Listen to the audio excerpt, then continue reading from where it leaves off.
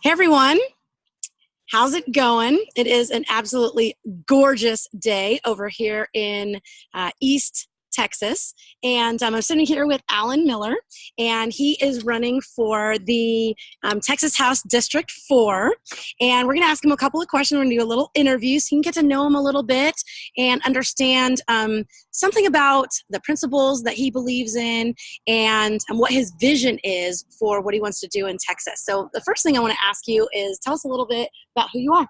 Well, I'm a father. I'm someone who was raised homeschooling. I was raised on a little farm over here in Murchison, Texas, that's in my district. Moved out there in 1995. Chickens, goats, geese, Awesome. a little bit of everything. Family of 5 in a little bitty small home, and I got the pleasure of being homeschooled, which got me a little difference in education and the way of looking at things, where most learn the processes to figure things out. I've always had to break them apart and do it myself. You know, we had a nice Christian upbringing with morals of responsibility in the basis of everything. Work ethic, living on a farm. Strong work ambition. ethic, up early in the morning. In fact, we had to chop wood to keep ourselves warm during the wintertime. Wow. Childhood. So, That's you know, awesome. it was a little bit different. Yeah. A lot of freedom as a child that, you know, children these days don't get anymore. Yeah. You know? I'm a homeschool mother of 3, so I really have a lot of high regard for homeschooling, families that homeschool, so I'm excited to hear a little bit more in this interview about your perspective, because I think it's very unique, and I think you bring a lot to the table. So the next thing I want to ask you is, why are you running for Texas House District 4, and why do you think the principles you hold will best represent liberty and take Texas in a direction of prosperity? Well, in my professional field, as a land surveyor, I've traveled all across the state of Texas and all across the United States, and had the pleasure of talking to people of all upbringings, all backgrounds, all classes, and hearing their stories and, you know, what's really bothering them. And I've broke all of that apart and come to the conclusion that control is the biggest hindrance. Our government has gone to a point where we don't allow people to fail anymore. We've tried to put these safety nets that remove failure from the equation, and without the ability to fail, we can never actually be free and have the abilities to succeed. Yeah, agreed. Because in the failure of one idea, a different, better idea takes its place. Yeah. You won't meet a single self-made millionaire out there that hasn't failed multiple times before they found what works. Right. Look at Henry Ford. I mean, that is a perfect example. So what was it, 5 bankruptcies and massive failure, but then he revolutionized the factory line and completely changed the automobile industry forever. Yeah, it was a wonderful example of innovation that sparked this country into a industrial revolution that brought us to what we are today, the superpower we are today. Yep. Something like that. Yep. And I believe that our government has removed that ability and that spark of freedom that will allow for us to move into the future, into this new electronic age that we have now. The gig economy. The gig economy. Yep. It's shut down to where it's a safety net that really isn't a safety net. It's just pulling what you have out from underneath you. Right. It's almost like a safety net on top. Yeah. Like keeping us in. Yeah. Right? It's holding you down instead of allowing you the freedom to succeed and fail. Okay.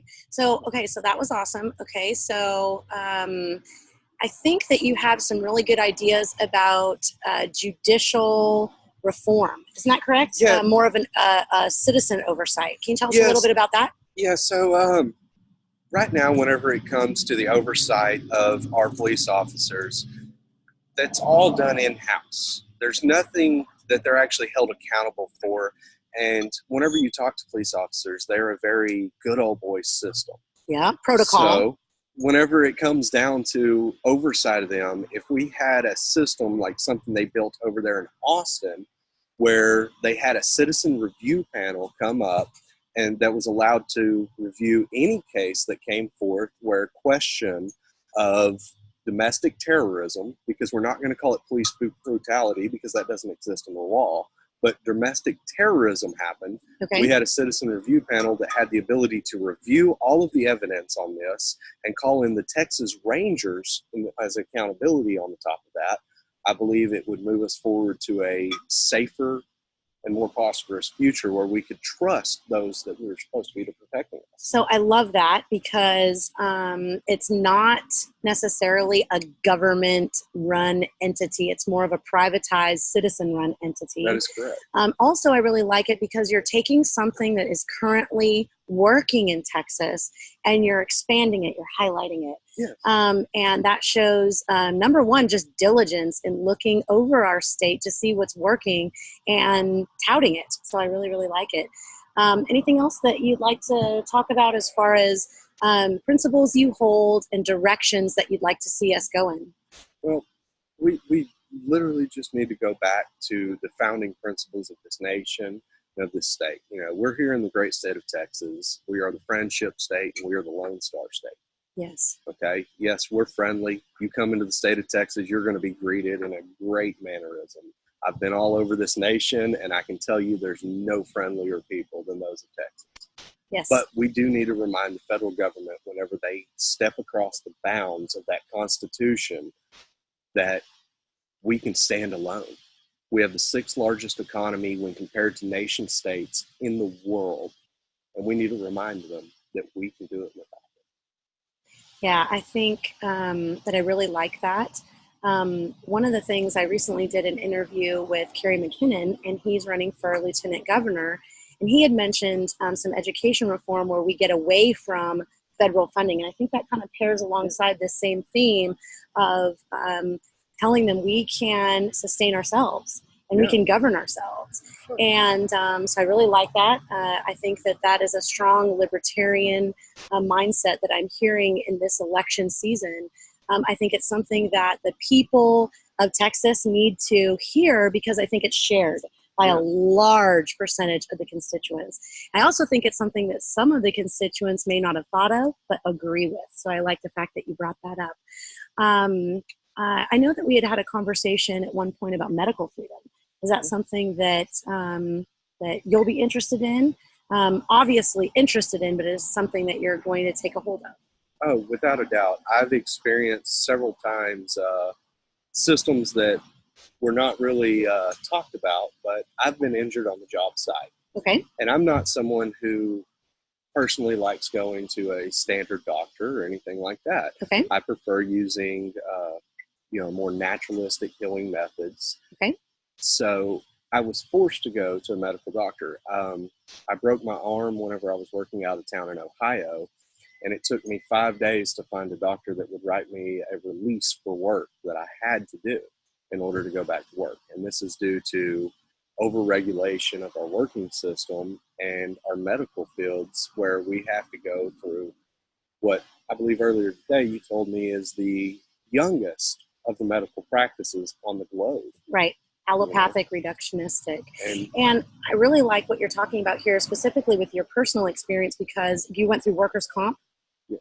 Okay, so employers are getting taxed unnecessarily for treatments that they have to jump through all these hoops to abide by these regulations, and this jacks up services for the public. In the company I work for currently, we have a man with stage 4 leukemia. Okay. And in that, with the current law, my company is not allowed to shop around for a different medical provider for him specifically. So it jacks the rates up for everyone at my company. I'm 28 years old. Yes. I'm in fairly good health, and I cannot put my family on the medical care that we use in my company because it is unaffordable for us. Yeah. And what's so interesting is that if you go and you get any service, whether you get a new roof or whether you get a landscaper or a plumber, you go through 3, 4, 5 providers before you decide which one is the best one for you. You shop around, you get different bids, right? But medical care, we're forced into choosing what someone else has decided is better. And so, yeah, it's a definitely a place where we can see more liberty happen. So I'm happy to hear about the heart towards the principles of liberty in that area.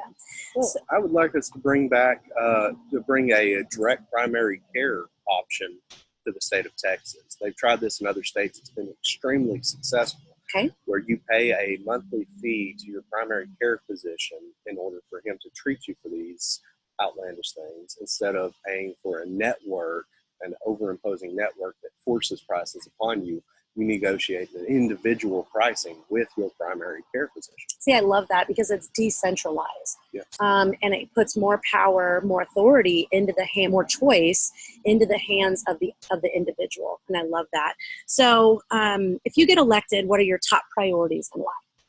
Well, my top priorities are going to be ending any overimposing unconstitutional laws in the state of Texas. Okay. For instance, the Texas Driver's Responsibility Program, which I know is an unpopular, very unpopular program throughout the state of Texas, where if you get a ticket for certain things like no insurance, invalid driver's license, DWI, you were taxed on your license a set amount for the next 3 years. Oh, wow.